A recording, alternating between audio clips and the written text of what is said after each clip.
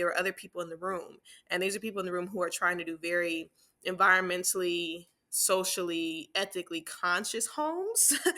And in that sense, they understand that it is the cities, the states, poorest folks who spend the most. But the idea of their homes, I just want to shout out this developing strategy, if you will, is to number one, wipe gut the pipes. That's number one because of the lead.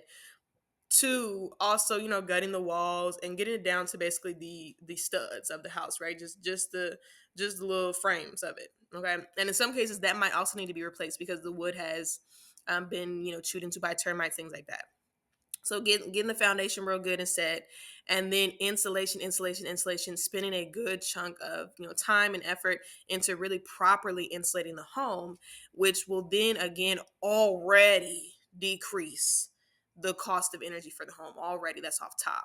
And then two, they also have this idea of putting solar panels on the roofs of these homes.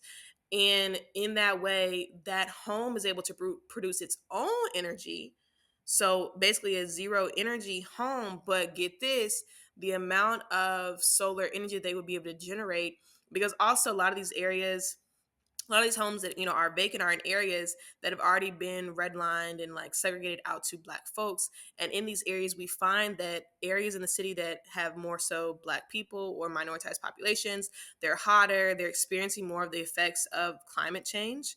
And so in that way, they're gonna have a lot of sun to soak up. There's not as much tree canopy, things like that. So they have plenty of sun to soak up, and the amount of sun that they would take into their solar panels, they could then sell back out to other businesses and the city even, to then make money so they can profit off their homes. So like once they get into their home, number one, they're not paying an arm and a leg to keep the home, like to keep it cool, to keep it warm, all those different things. And then number two, they're also able to make money off of the home as well.